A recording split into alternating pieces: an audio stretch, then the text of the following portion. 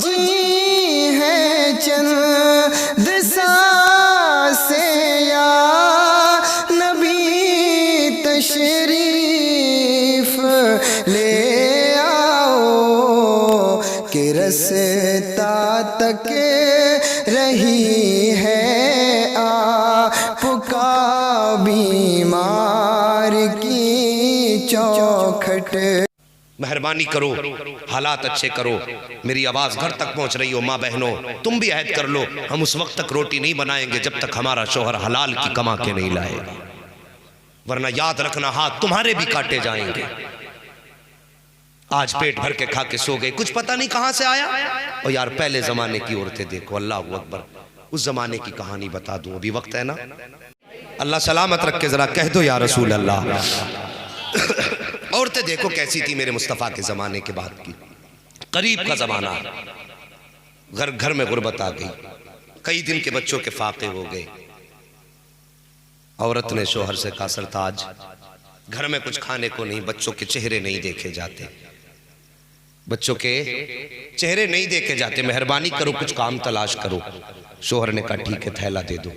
بیوی نے تھیلا دیا، دوایا بغل میں چلے گھر سے، جیسی دروازے سے قدم نکالا عورت آواز دے کے کہنے لگی میرے سرتاج ٹھہریے۔ کہا کیا؟ کہا جا تو رہے ہو، حلال ملے تو لے کے آنا، حرام کا لقمہ لے کے گھر میں مت آ جانا۔ سمجھ نہیں بات؟ وہ عورتیں تھی، آج ہمارے گھروں کا معاملہ کیا ہے؟ میرا شوق پورا ہونا چاہیے، چرا کے لا یا ناچ کے لا یا گا کے لا یا بجا کے لا، کیسے بھی لا، مجھے جوڑا 1800 کا خریدنا ہے، حرام کا ملے یا حلال کا۔ صاحب اس نے کہا تھا میرے سرتاج جا تو رہے ہو، واپس خالی ہاتھ آ جانا، ہم بچوں کو فاقے سے دیکھنا گوارا کر سکتے ہیں، حرام کا لقمہ ان کے حلق سے نیچے دیکھنا گوارا نہیں کر سکتے۔ اللہ اکبر۔ شوہر نے سنا چلا گیا، منڈی میں جا کے کھڑا ہوا، بال سفید تھے، بوڑھا تھا، جو بھی آتا طاقتور کا ہاتھ پکڑتا لے کے چلا جاتا، کوئی اس بوڑھے کو ساتھ لے جانے کے لیے تیار نہیں تھا۔ اللہ اکبر۔ امام غزالی لکھتے ہیں کوئی لے جانے کے لیے تیار نہیں، یہ آگے بڑھ کے کہنے لگا صاحب کوئی مجھے بھی لے چلو۔ لوگوں نے کہا چچا آپ کی عمر آرام کی ہے، اس وقت محنت کی عمر کہاں ہے، آپ کیا کام کریں گے، آپ کو تو آرام کی ضرورت ہے۔ اس نے کہا تھا صاحب اگر پوری مزدوری نہ دے سکو تو آدھی ہی دے دینا، لیکن مجھے کام کے لیے لے چلو۔ اللہ اکبر۔ یہ غربت ہوتی ہے جو آدمی کو کتنا بے بس کر دیتی ہے۔ اس نے کہا تھا آدھی مزدوری دے دینا لیکن لے چلو۔ جب لوگوں نے کہا نہیں تو آدھی مزدوری کے لائق بھی نہیں ہے، سب ٹھکرا کے چلے گئے۔ دوپہر کا وقت ہو گیا، جب امید ٹوٹنے لگی، حسرتوں نے دم توڑ دیا، جب یہ لگا کوئی ہاتھ پکڑنے والا نہیں ہوگا، بوڑھے نے اپنا سامان اٹھایا، بغل میں دبایا، دل میں آیا گھر کی طرف چل، لیکن جیسی خیال آیا یار گھر جائے گا بچے چہرہ دیکھیں گے کون سا منہ دکھائے گا، بچے دوڑ کے آئیں گے سوچیں گے بابا کچھ کھانے کے لیے لائے ہوں گے، اپنے بچوں کو کون سا چہرہ دکھاؤں گا۔ یہ خیال آیا، قدم ٹھہر گئے، شام تک کہاں ٹھہرا جائے، رات کہاں کی جائے، انتظار کس جگہ کیا جائے، کوئی راستہ نظر نہیں آیا۔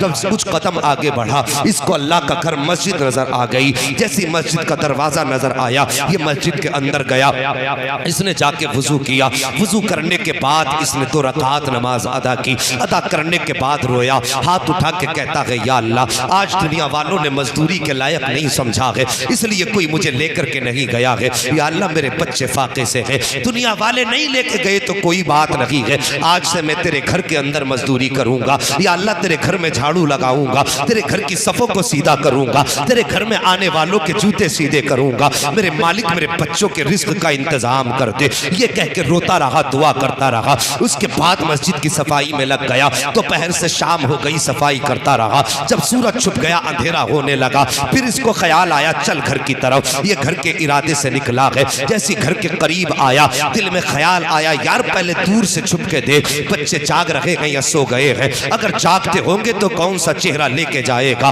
اللہ اکبر۔ دور سے دیکھا پورے گھر کے اندر کوئی جاگتا نظر نہیں آیا، دیواریں نیچی تھی، پہلے اونچے مکان نہیں ہوتے تھے، اس کے بعد دروازے پہ پہنچا، جیسی دستک دی ہے فوراً دروازہ کھلا، ایسا لگتا تھا جیسے بیوی انتظار کر رہی ہو۔ اللہ اکبر۔ اس خاتون کی ہمت دیکھو، شوہر کے ہاتھ میں خالی تھیلا دیکھا ہے، عورت کے تیور نہیں بدلے ہیں، اس نے غصے میں شوہر کو ٹھلوا نہیں کہا تھا، اس نے حرام خور نہیں کہا تھا، فری کا کھانے والا نہیں کہا کہا تھا، خالی تھیلا دیکھا، شوہر کا ہاتھ پکڑا، کہتی چہرے پہ تھکاوٹ کے آثار ہیں، میرے سرتاج آئیے تھکے ہوئے لگتے ہیں، پیر دھوئے ہیں شوہر کے، بستر پہ لٹایا، سر دبانے بیٹھ جاتی ہے، اس کے بعد شوہر نے کہا ٹھیک ہے لیٹ جائیے، جب لیٹنے لگے تو بیوی نے کہا تھا میرے سرتاج کیا ہوا، کوئی کام ملا کہ نہیں ملا؟ شوہر کی آنکھ میں آنسو آئے، کہنے لگے بیوی میں آج ایسے امیر کی چوکھٹ میں گیا تھا، ایسے مالک کے دروازے پہ نوکری کر کے آیا ہوں جس کے یہاں دیر تو ہے اندھیر نہیں ہے، آج مزدوری نہیں ملی ہے لیکن امید ہے جلدی مزدوری کا انتظام ہو جائے گا۔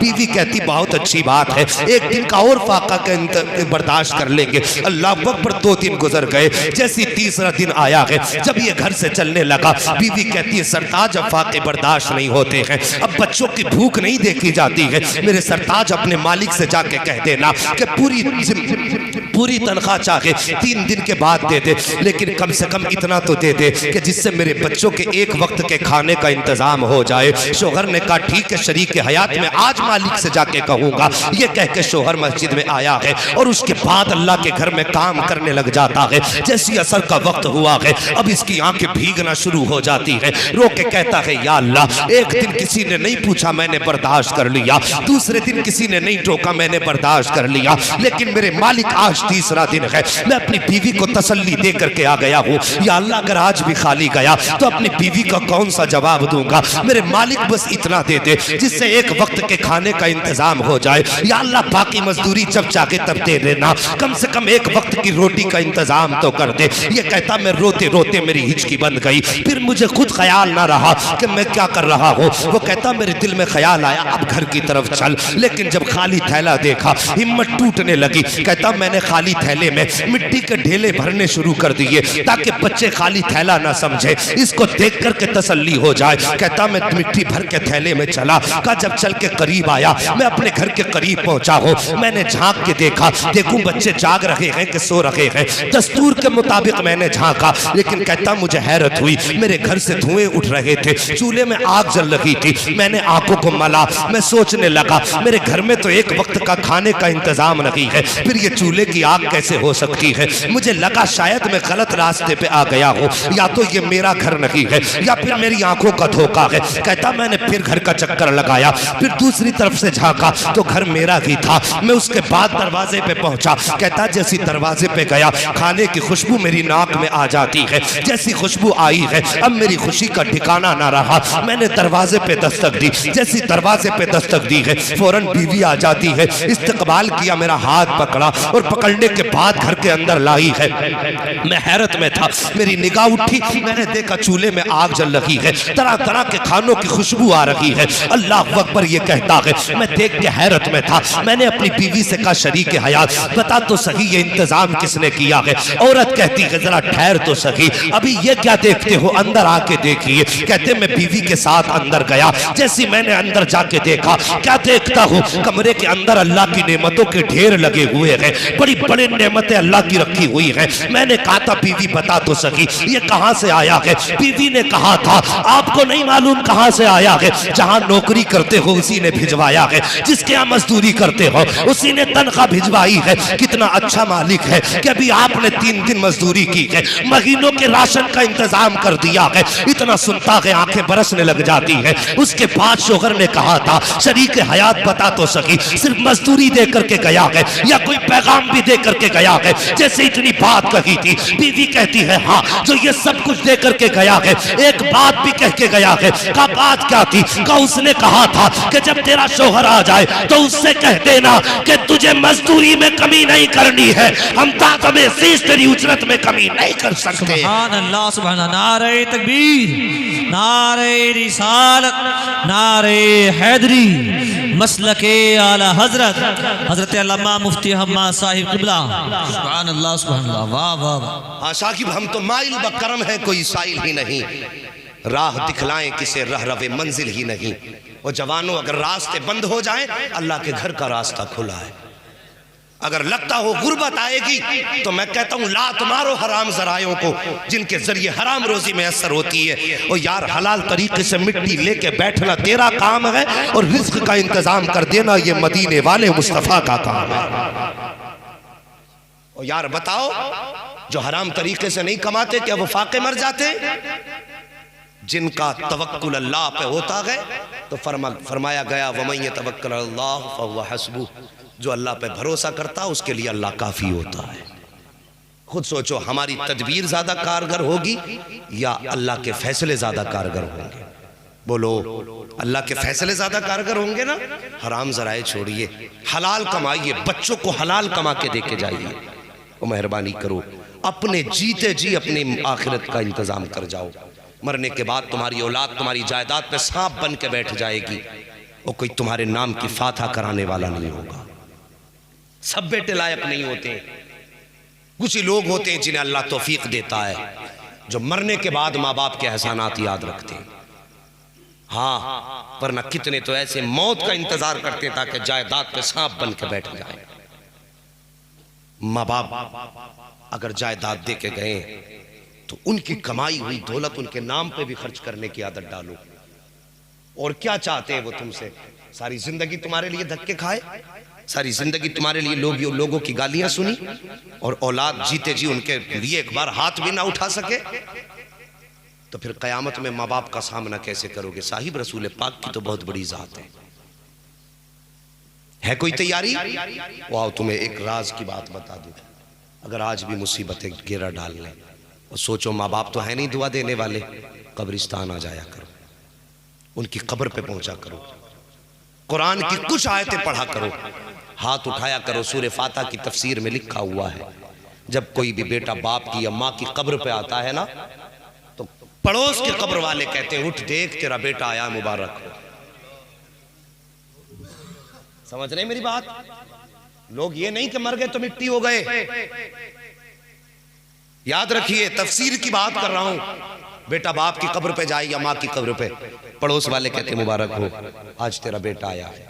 اللہ اکبر، باپ کا کلیجہ قبر میں چوڑا ہوتا ہے، ہاں باپ کا سینہ چوڑا ہوتا ہے، اور جیسی بیٹے کو آتے دیکھتا باپ مسکرانا شروع کر دیتا ہے۔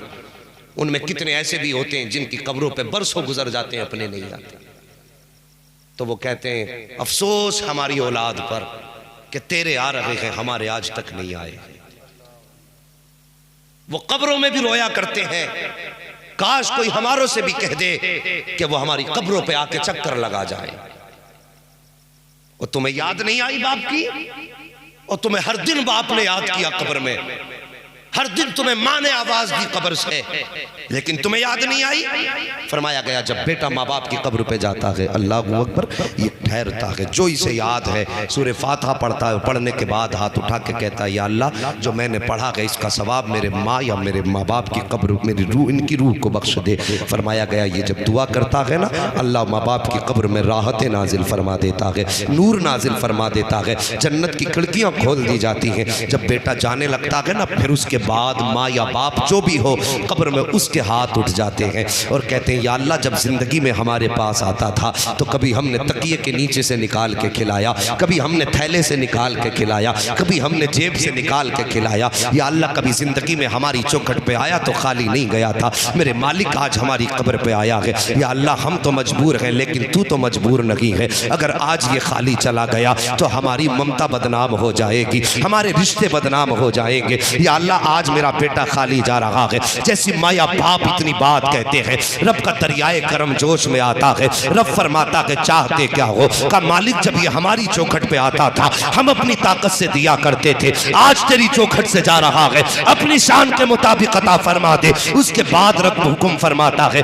اے فرشتوں دیکھو نامہ اعمال چیک کرو، جب بیٹے کے عمل چیک کیے جا رہے ہیں تو پاپ ہی پاپ بھرا ہے، گناہ ہی گناہ بھرے ہیں، فرشتے کہتے ہیں یا اللہ بڑے پاپ لکھے ہوئے ہیں، جیسے اتنا فرشتے کہتے ہیں رب فرماتا ہے فرشتوں اس کے گناہوں کو نیکیوں میں تبدیل فرما دو، کا نام کس جگہ تھا کا جہنمیوں میں ہے، پھر حکم ہوتا ہے اس کا نام کاٹ کے دوزخیوں سے جنتیوں میں لکھ دو، فرشتے کہتے ہیں یا اللہ اتنی مہربانی کس لیے، تو رب فرماتا ہے یہ جس کی چوکھٹ پہ آیا ہے یہ ماں ہے اور جو دے رہا ہے وہ خدا ہے، اور میں ماں سے 70 گنا زیادہ اپنے بندے سے پیار کرتا ہوں، یہ اپنی شان کے مطابق دیتی تھی اور آج میں اپنی شان کے مطابق عطا فرما۔ سبحان اللہ سبحان اللہ، نعرہ تکبیر، نعرہ رسالت، نعرہ حیدری، مسلک اعلی حضرت علماء اہل سنت.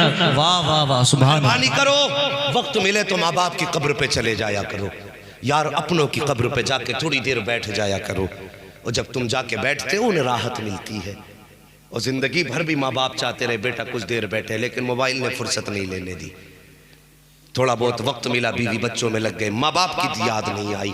اور جیتے جینا صحیح کم سے کم مرنے کے بعد ہی ان کی قبر پہ جا کے بیٹھ جایا کرو. آج بھی مصیبت ہے، اگر دروازے پہ ڈیرا لگا لیں اور کام نہ بنتے ہو، خدا کی قسم آج بھی ماں باپ کی قبر پہ چلے جاؤ. آج بھی چلے جاؤ، قبر پہ چلے جاؤ ان کے لیے 2 آیتیں یا جو بھی آپ کو آتا ہے درود پاک ہی پڑھ کے بخش دو. اور اس کے بعد کہہ دو اماں یا ابا میرا کام نہیں چل رہا ہے، دعا کر دیجئے. خدا کی قسم تم قبرستان سے گھر واپس بعد میں آؤ گے، خدا کی رحمتیں تمہارے گھر پہلے پہنچ چکی ہوں گی. سبحان اللہ سبحان. ہاں مہربانی کرو. وَقَضَىٰ رَبُّكَ أَلَّا تَعْبُدُوا إِلَّا إِيَّاهُ وَبِالْوَالِدَيْنِ إِحْسَانًا. اور تمہارے رب نے فیصلہ فرما دیا کہ عبادت صرف اپنے رب کی کرنی ہے اور عبادت کے بعد اپنے ماں باپ کی فرما برداری کرنی ہے. فرمایا گیا اگر تم ساری رات عبادت بھی کرتے رہے اور ماں باپ کو صبح کو تم نے گھور کے دیکھا یا ماں باپ کو ذرہ برابر بھی تکلیف دے دی تو تمہاری عبادت تمہارے منہ پہ مار دی جائے گی. اور یار خالی عشاء کی نماز پڑھ کے سو جایا کرو، عشاء کی نماز پڑھ کے سو جایا کرو. فجر میں اٹھو ماں باپ کا چہرہ مسکرا کے دیکھ لیا کرو. مسکرا کے چہرہ تم دیکھو گے اللہ تمہیں حج مقبول کا ثواب عطا فرمائے گا. مہربانی کرو ماں باپ کی قدر کرو. اور جوتے پہن کے قبرستان میں ہم لوگ جایا کرتے ہیں، اس کا احترام کیا کرو. زیادہ سے زیادہ بچا کرو کہ قبرستان میں نہ جایا کرو، باہر رہا کرو. کیونکہ کتنی جگہوں پہ پرانی قبریں ہوتی ہیں جن کے نشانات مٹ جاتے ہیں اور جانے انجانے میں ان پہ پیر پڑ جاتے ہیں. اور یار میں کہتا ہوں ننگے پیر بھی کم جایا کرو. فاتحہ پڑھنی ہے تو باہر کنارے سے کھڑے ہو کر کے اپنوں کی قبر کے سامنے کھڑے ہو کے فاتحہ پڑھ دیا کرو. اور ضرورت کے مطابق ہی صرف قبرستان میں جایا کرو. ورنہ ہمارے کچھ علاقوں میں تو صاحب اللہ معاف کرے قوالیاں ہو رہی ہیں قبرستانوں میں، تماشے ہو رہے ہیں قبرستانوں میں، جلسے کر رہے ہیں لوگ قبرستانوں میں. یہی پتہ نہیں ہے کہ عذاب کتنا بڑا قبر پہ پیر رکھنے میں. اللہ اکبر. فرمایا گیا اگر تمہارے ایک طرف قبر ہو دوسری طرف آگ ہو، ایک راستہ قبر پہ ہو کے جاتا ہو دوسرا راستہ انگاروں پہ ہو کے جاتا ہو، فرمایا گیا اگر تمہیں پتہ چل جائے کہ قبر پہ پیر رکھنے میں کتنا بڑا عذاب ہے تو تم ننگے پیر انگاروں پہ چلنا پسند کرو گے، قبر پہ پیر رکھنا پسند نہیں کرو گے. خدا را مہربانی کرو قبرستان میں قبروں کا احترام کرو اور جوتے چپل پہن کے نہ جایا کرو. وہ ہماری آخری آرام گاہ ہے، اس کی تیاریاں بھی ہمیں کرنی ہے، اس کا انتظام بھی ہمیں کرنا ہے. اللہ کریم ہماری گفتگو پہ پہلے ہمیں عمل کی توفیق عطا فرمائے اور اس کے بعد پوری امت مسلمہ کو عمل خیر کی توفیق عطا فرمائے.